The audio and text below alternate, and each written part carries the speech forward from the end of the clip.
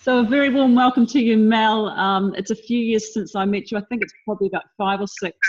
And the context of that was through a mutual friend of ours, Jasmine, God bless her.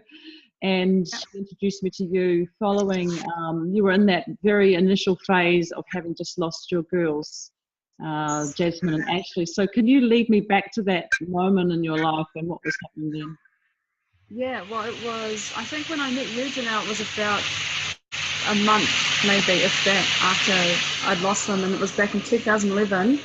And I had been 7 months pregnant with identical twin girls, and I had had a scan and had found out there was no heartbeat, and had had 2 appointments to confirm everything, had been through the delivery, funeral, all that sort of thing. And so so when I met you, it was very, very early in that process. And I mean, it's been almost 5 years. I struggle to find words to kind of describe it or put it together, but it was just a huge shock. I think it was just a massive, massive shock, because it was my third pregnancy, and I'd never had any complications ever, never had any problems with a pregnancy. And I think because I was relatively young, I kind of took that for granted. How old were you, Mel?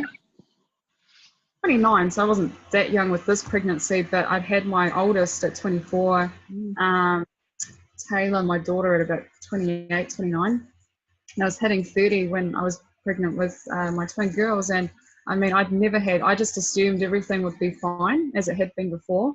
And so it was just a massive shock. I never expected anything like that to happen to me, because I thought it only happened to other people, not myself. So it was just a really hazy sort of dark sort of time where I didn't know what to do or how to deal with it. Really, it was just a massive shock. Massive shock. Yeah. Mel, I'd love to ask you to take you back to that time. As you know, I help a lot of women around self-love, but also around honouring their bodies. So I'd love you to think back to those days of carrying your girls, Jasmine and Ashley, and what that felt like within your body. Do you remember that? Oh, gosh. Yeah, I do. I felt really guilty, to be honest, straight after it happened, because during the pregnancy, I was really, really sick. I had hyperemesis, where I was like extreme morning sickness, where I was sick up to 7 times a day, from first trimester really nearly towards the end, and really bad back pain. So I think because exhausting, huh? Sorry? It must have been exhausting. It was, yeah, it was really exhausting, and had anemia, and so I was really like physically quite all over the place. And I think in a way I look back, and because I was so focused on how awful I felt physically, I didn't really appreciate what was going on with my body at that time. But I mean, there were moments where I'd feel the kicks and I'd feel really happy about it. And I'd have my other 2 kids like, touch my stomach. And I also wish that I had felt more empowered around that, knowing now, but yeah, it was just, I'm not going to lie, I actually don't like being pregnant. I'm not a fan of it. I hated being sick. I hated feeling sore and exhausted and things like that. So I don't think I was really that present. You had 2 as well, Mel. You had 2 other littlies as well. You were a busy mother as well, yeah? Yeah, and my oldest was just starting school. My younger one she was only like not even a year old, and I was pregnant again. But it was a very interesting experience. Like, I think I realized, having 2, how much harder that is, physically for me at least, as opposed to having 1. And I had complained a lot with my son, my first pregnancy, that he was hard, and that was nothing compared to this. So looking back, it was a good learning experience. I do have regrets around. I wish I had appreciated more had I known what was going to happen. But I mean, you can't know these things, can you? I missed that. What do you regret? I suppose it's just. Sorry. It's perfect, Mel. This is the wisdom you need to share with women out there, and the pain of it. What would you have done differently?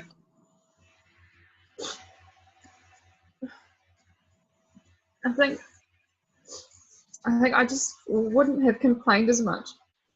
That's because I was so focused on how awful I felt, being sick, feeling exhausted, back pain, all that sort of stuff. And I had 2 kids already, and the idea at that time of going from 2 kids to 4 kids was really overwhelming.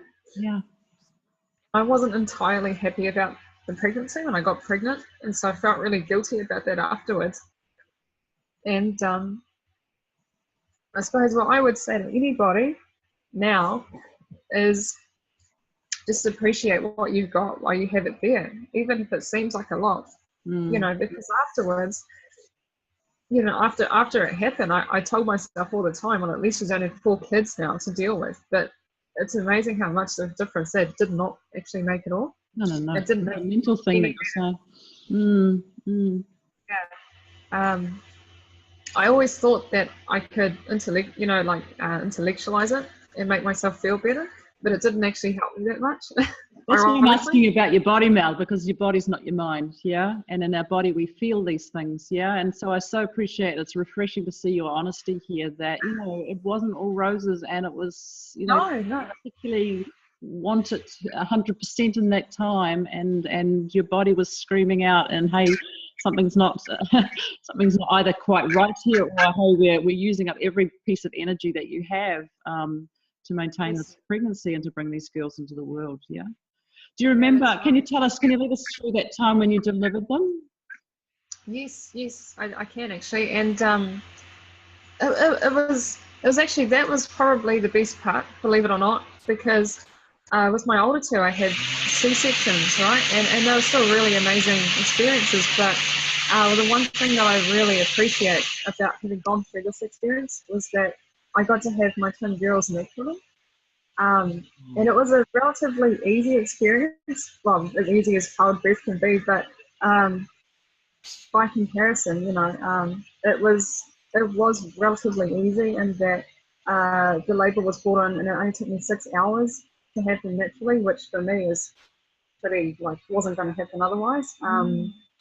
So that was a really good experience, not just for myself, but I felt like I was able to give the girls a really good send-off, if you like. Yeah, it was really. Did you already know that the girls were not alive at that stage, or? I did. Okay. I did. Yeah. Yeah. So some of us won't appreciate the depth of what that feels like. I don't know what that feels like. What did it feel like knowing that you were bringing them into the world, but also bringing them into a different transition, really, for them and for you guys? What was that like? It was very bittersweet.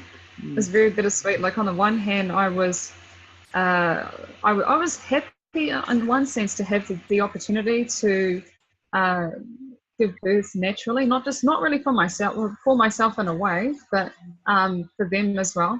But on the other hand, what did it mean to you to birth them, and what do you mean for them? Tell us about that.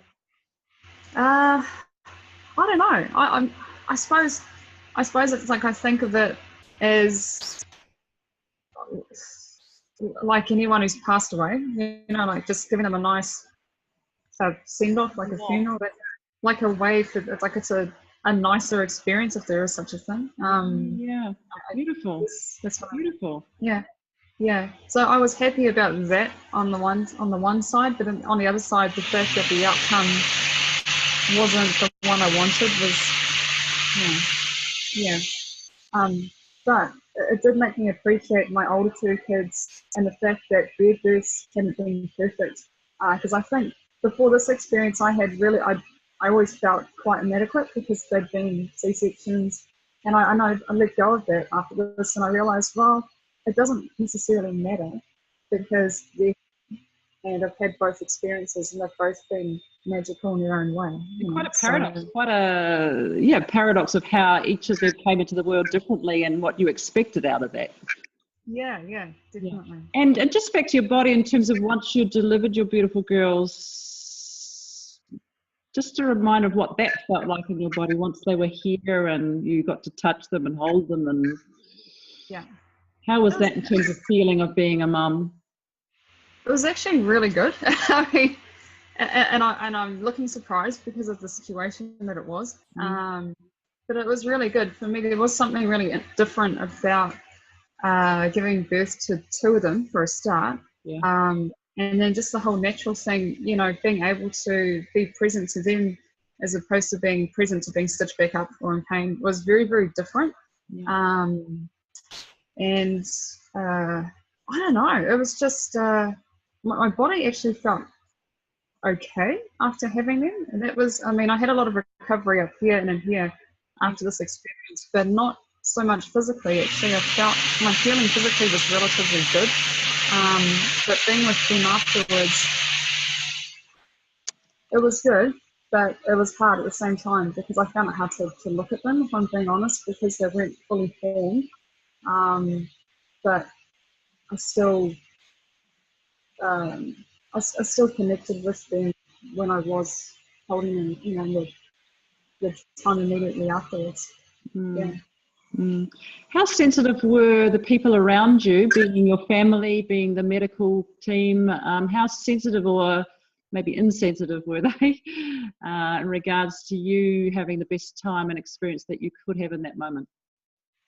Oh, look, the hospital staff, they were incredible.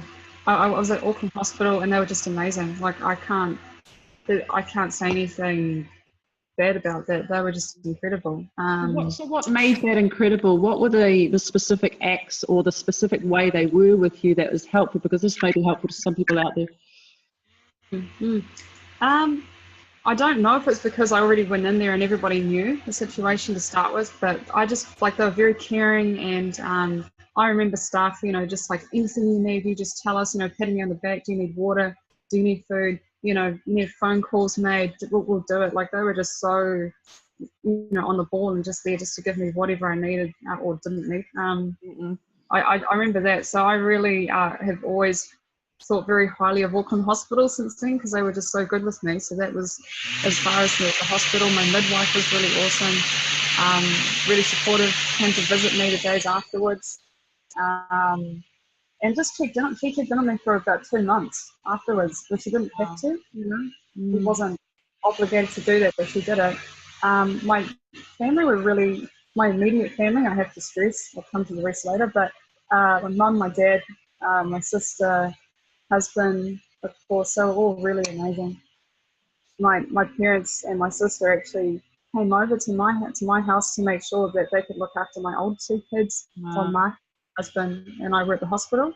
And they dealt with, you know, any kind of communication within the rest of the family, and just took it on board. You know, they made sure that we had plenty of food or plenty of whatever we needed at that time. And a lot of amazing support from friends, actually, and that surprised me the most. There were friends of mine that I hadn't known them for that long at that point. They'd seen me pregnant during the process, you know, friends through Jasmine, other circles, and they were just incredible, you know, and they were just there bringing meals on our doorstep the weeks afterwards, just offering an ear, a shoulder to cry on, anything at all. So it was actually I found it very revealing, who my true friends and my true family were. It was really interesting. Yeah. So what did grief feel like in your body? Think back to following that. I imagine did you lactate? Did you express milk? I mean, did milk come, and what happened within your body over that, you know, month or two, or even later than that? What happened in your body, and how did grief reveal itself within your body? Do you remember that? Yeah, I do actually. I was taking medication to stop the lactating. Speaking of lactating, and so I only lactated for about, well, I didn't really, because I took the pills and they stopped it. So that didn't really happen. Are you happy that didn't happen, or do you look back and go, you were? Okay. No, yeah, because I actually at the time that this happened, I didn't want to feel like I'd been pregnant. I just wanted to completely remove myself from any kind of feeling of just giving birth. So at that time, it suited me, you know, and I was okay with it. Yeah, it did feel weird. It felt really weird having just given birth and nothing to show for it. And the other really odd but good in a way thing that I found in my body was that I lost weight really quickly. And I don't know if it was because I'd been so sick during the pregnancy or because I'd given birth naturally, which was something I'd never experienced before. And my tummy went down a lot quicker. Like, I remember waking up the next day after giving birth, and it was so weird to me that my stomach was not sticking out like it had the previous times. And I was like, oh. And I went to go out somewhere like 2 weeks later, and I was wearing a jacket, and this lady who had seen me pregnant was like, well, where's your tummy gone? Where's your, like, it's like you were never pregnant. And I actually was at the time quite happy about that, because I didn't want it to look like I'd been pregnant. So, but I think that was part of me wanting to cut off any sort of, experience or feeling to it. I think that's part of what it was. Really fuzzy sound going on in the background. Can you hear that, Mel? The fuzzy sound? Yeah. Okay, we'll just try and get rid of that. Okay, so just back, you talked about connecting with your girls. So you connected through a natural birthing process and allowed them to transition to the world. God bless them. What's the way that you connect with them now? Good question. Good question. It happens more often in November during the anniversary, and I just have moments where I'm just sitting quietly, like maybe when I'm meditating, and I just kind of feel something, which might sound a bit weird. It doesn't sound weird at all. I'm asking you this question for a reason. Whether it's like a voice or something, there's just I do kind of get feelings from time to time. I've mainly connected with them now, like through my other two kids, ironically, because my son, who's 10 now, he was 6 at the time, and so he's old enough to remember. So he himself still writes letters. He'll draw pictures for them, write letters. He'll ask me lots of questions about them. What are those pictures, Mel? Is there a theme with those pictures for him? Not really, actually. He's just drawing pictures. Like, he'll draw pictures of himself with them, and Taylor, of course, my daughter, and they'll just be playing. Like, just simple pictures of them playing outside, or him looking after them. That's usually the thing. Like, he's a big brother looking after them. Exactly. So he's connected anyway. He's connected. Yeah. Now, the reason I'm asking, because a lot of work with the women that I work with, it's a very common question of mine, particularly if they've had members of their family or people they care about who have died. And I always say, how would you know that they're still there with you? And it's surprising. Some people come up with a sound, some come with a feeling, some come with a name, some come with a symbol of sorts. And there's always a way. And I have this fabulous story of sitting in a bar one day with this woman, and I didn't know from a bar of soap. We got chatting, and I sort of said, what do you do? Who are you? And she said, well, I'm a singer. And I was a singer, were her words, yeah? And I said, well, so tell me about that. She says, well, I was a singer, but I stopped 1 year ago. And I thought, oh, that's interesting. I said, so why did you stop 1 year ago? And she said to me, my son was killed a year ago. Yeah. So in her grief, she stopped her passion, really. Yeah. Her light went out for a while. And so I asked her in the middle of the bar in Auckland, hey, what if you knew that your son was still around being with you, how would he show himself? How would he reveal himself? She had to think, and she said, he'd come as a tui. Tui, wow. And I said, amazing. A tui is one of the most beautiful singing birds on this planet. And my challenge for her that night was to restart her singing again. Yeah.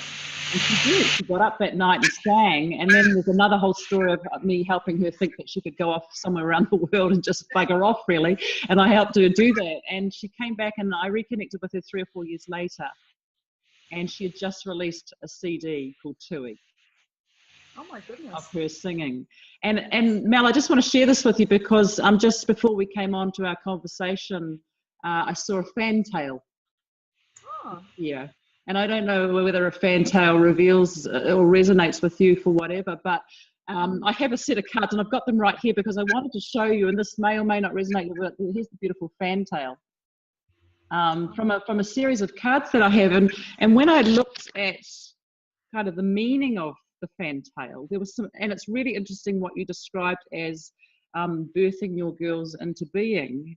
And also Yeah. into their transition into death in a way, yeah? Because can I read this to you? It's got a lovely Māori folklore. It's got fantail is Te Waka Waka or Te Whakawhaka, a bird of power in the Māori lore. When Maui, the legendary hero, attempted to gain life eternal by returning to the womb of the Earth Mother, Fantail foiled or spoiled his plan. As Maui struggled to re-enter the birth passage, this little bird found his efforts so comical he laughed so loudly that Mother awoke and closed her legs. The natural order of death and rebirth were kept intact. There's something there in that legend that I'd love to invite you to look further, but the message of the fantail, if I can offer you that, just a few words from this here. First, fantail's first gift is laughter, so it's about seeing some lightness and some degree of joy and I don't want to say humor in the situation, but there's possibly around laughter. And then it says, the lightness it offers shifts us into the world of paradox, for laughter opens the way to the deepest of the mysteries. The little one is the messenger of the spirit, the one who dances across the realms to reach into the above and beyond. So almost like the connection between, you know, the spirit world, the soul world, and us here on planet. This is why Te Waka Waka often visits when death gathers. It does not cause the passing. This is what I love. It does not cause the passing, is not the agent of change, merely the guardian of the spirit that has decided to move on. Yeah. So I'd love to know your take now, having had that experience. What's your take on death and birth, death, the afterwards? What's your take on that now, compared to perhaps what it was before?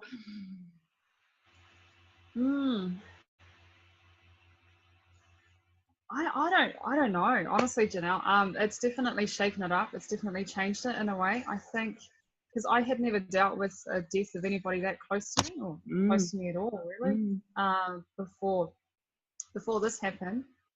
Birth even was my oldest two. It was special, but I don't know. I came out of it still with like, I'm glad my kids are here, but the whole process of labour is really overrated. I was like, what's the big deal? Pregnancy's overrated, hate it. Labour's overrated, hate it. You know, I was just pretty matter of fact about it. I was, you know, it was like, oh, it's not as special as everybody makes it out to be. That was how I felt about it before. And then after my girls were delivered, that did change. I realized, you know, actually every experience is excuse me, special. As far as death is concerned, I don't know. I'm still working through that. It's still a bit of a work in progress, to be honest with you. I think I became quite cynical actually about death and how it was, you know, how it's handled, and even the whole process of funeral, sending off, and that. Particularly for me being part Māori, I actually got quite angry about that as well, mainly because I had extended family and my mum's family mostly who weren't supportive or helpful whatsoever, who felt that it was, you know, who judged me for not doing things the way that they felt I should have, who I'm not even close to, you know. And so I actually felt like it was a real burden in a way to be part Māori, because I felt like I didn't really have freedom to choose myself, although I did anyway, but I copped a lot of, you know. What did you choose? What was important to you? What did you choose around that time?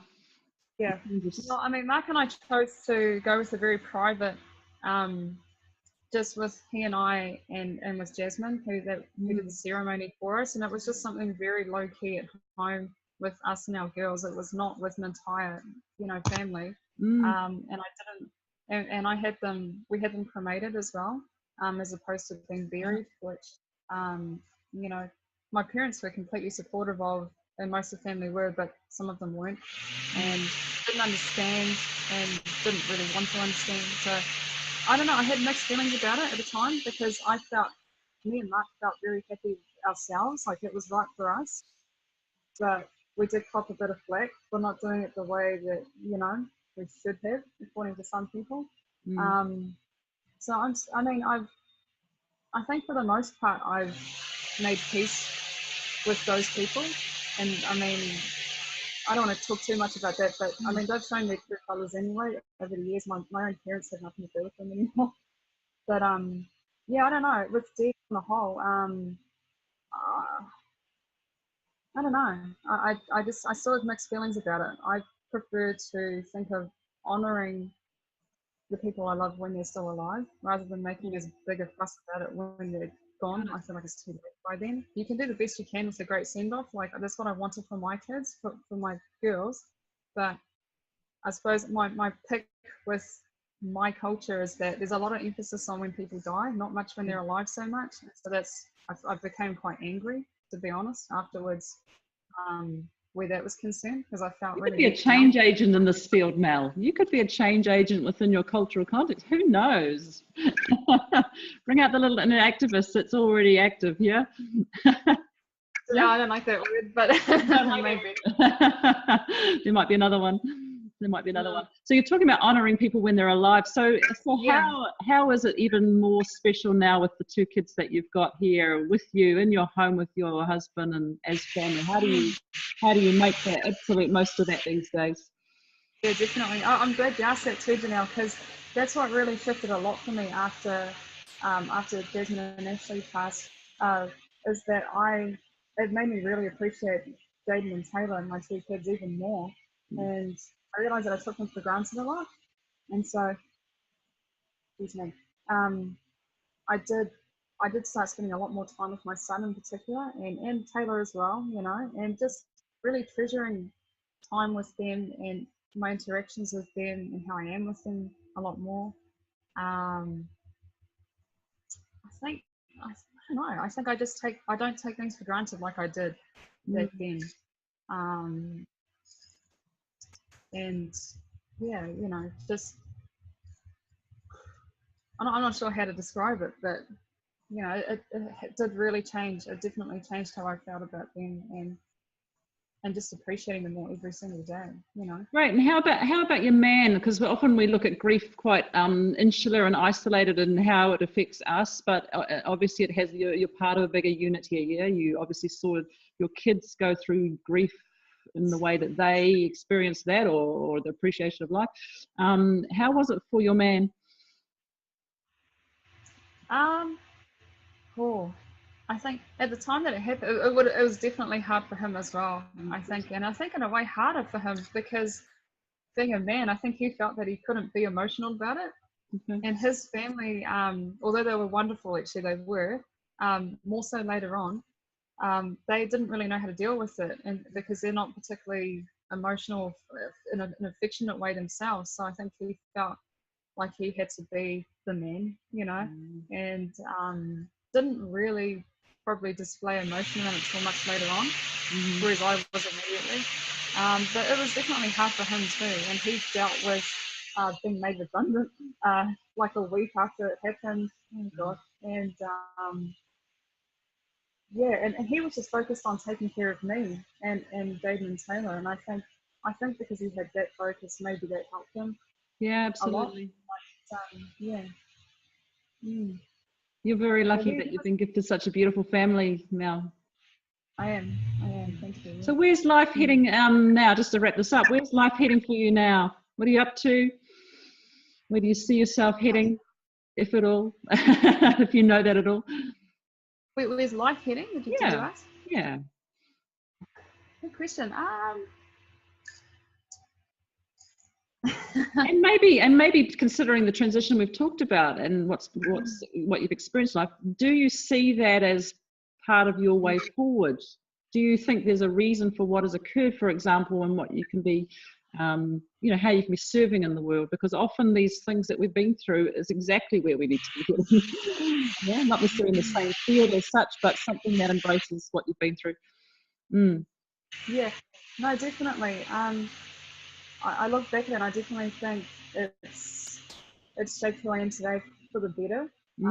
It's definitely helped me be more compassionate towards others, particularly older mums who've gone through infertility, miscarriage, loss.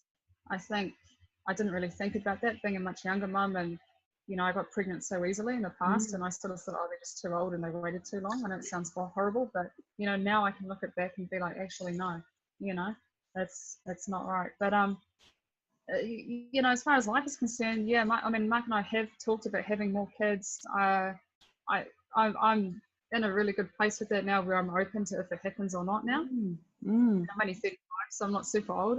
Could happen. But you know, even seeing you, your eyes lit up when you said that, and you're in a far more relaxed state in your body when you say that, in contrast to your past experiences. That's what I noticed, Mel. Yeah, definitely, Janelle. I mean, immediately after it happened, I didn't want to have anything to do with kids for about 3 years. You know, I was adamant, no, I just want to have my tubes tied. I don't ever want to have any more kids. I don't want to go through it again. And in the last 12 months, I've been like, oh, you know, I'm okay, you know. Yeah. So Mel, have you noticed that there's been a change for you in around your femininity, around your feeling of being a beautiful feminine woman? Has there been a change in that? Because I noticed what life was like before and how you kind of operated in the world. And you know, have you noticed I'm not saying feminine is soft, but have you noticed something within your femininity and your feelings of being a woman? Yeah. I definitely appreciate being a woman now. I think particularly having that different experience of giving birth as well, and having had more children. And I like the fact as a woman that we can choose to be feminine or be a bit of a tomboy. I think we've kind of got it easier in a way versus men who, I think that they've got it harder in a way where they have to be really, you know, alpha. We don't have to be. We can pick or choose. So I think I see that now. That's why we have cycles, Mel. Yeah, that's why we have our menstrual cycle. It teaches us we can be up and out, and we can be. Yeah, that's why we're very blessed, I reckon, as women. Yeah, I agree. Yeah, I think in a way I'm not as self-conscious as well about my body. Strangely enough, since it happened, I did hit the gym a lot afterwards, and I still do hit the gym just because I love the gym. And it helped me heal as well. Just running, just lifting weights, it just helped me get rid of a lot of energy and tension that was there. But also, like, I mean, even just wearing my hair down now, I'm not as uptight about it. I still tie it up for practical reasons, but I'd be very, very self-conscious of that, about how my body looked with certain clothes. And, you know, I mean, I still want to look nice, but it's not the end of the world now versus, you know, 5 or 6 years ago where it may have been. Yeah. I don't know. I think just appreciating what you have, and I think as women, yeah, definitely, I'm enjoying it, enjoying the femininity, if you like, a lot more as I'm getting older, ironically. Yeah. Oh, we grow into our bodies. I think I'm turning 50 this year and loving it even more than my 40s and 30s. So that's pretty exciting. Oh my goodness! Wow. I hope I look like you. Note, Mel, what are you grateful now to your body for? Well, I call it body gratitude. Yeah. Because often women are out there complaining, criticizing, bullying their body, but you know, our bodies are actually flippin' amazing. If we just see what our bodies have been through and what they're capable of, yeah, and what they're a vehicle for. So just if you could think of 2 or 3 things that you're grateful today in this moment for your body, what would they be? Yeah, I'm really grateful that my body's been able to handle what it's handled. Just in terms of birthing 4 kids, if I'm going to add them all together, 4 kids, and I've been pretty lucky health-wise. I'm saying lucky. So I think just the fact that I've been able to remain, you know, physically healthy, you know, given what has happened, and yeah, I don't know. I'm just really grateful that I feel and look as okay as I do at this age. You know, I'm 35, like I said. I mean, I feel pretty good, to be honest, for where I'm at, and I'm really grateful that, you know, I haven't had things break down in my body, and that I feel relatively good. Yeah. Yeah, and but not so much for looking good, just more so that when I function with my family and in my work and with my friends every day, that I have energy to do it and that I feel good with it. You know, I don't feel really run down like what I have in the past. And I don't take that for granted anymore. Even just having energy to give to my kids, especially, and take them to, you know, swimming or whatever they're doing, and help them with homework and stuff. I really, really am grateful for that. because that's more important than anything, you know. Absolutely. And having next to my husband, of course. Yeah. As we need as well and want. Great stuff, Mel. Hey, an absolute pleasure speaking with you today. And for me, I just appreciate your raw and honesty, particularly around some potentially sensitive areas, yeah, to do with birth and death, but also around your cultural context, yeah, and around your honesty about, you know, what it is to be a woman, that is not always joyful, and you know, some of our experiences having babies and giving birth is not always roses, yeah. Yeah. But I honor you for being a very resourceful, strong, resilient, powerful, beautiful woman that you are. So thank you so much for today. No, thank you. And may the fantail come and visit you one day soon, and just remind you that Jasmine and Ashley are hanging out there supporting you. Thanks, Janelle. And I'm going to do more reading up on the fantail too, by the way. Absolutely. Go and look up the totem meanings. And I just started to before we had this conversation because I was fascinated. But there'll be something there for you. There'll be something that resonates within the spirit of that beautiful bird. And also the Māori aspect of the fantail. You know, have a look into what that may mean for you. Yeah. So go well, Mel. All right.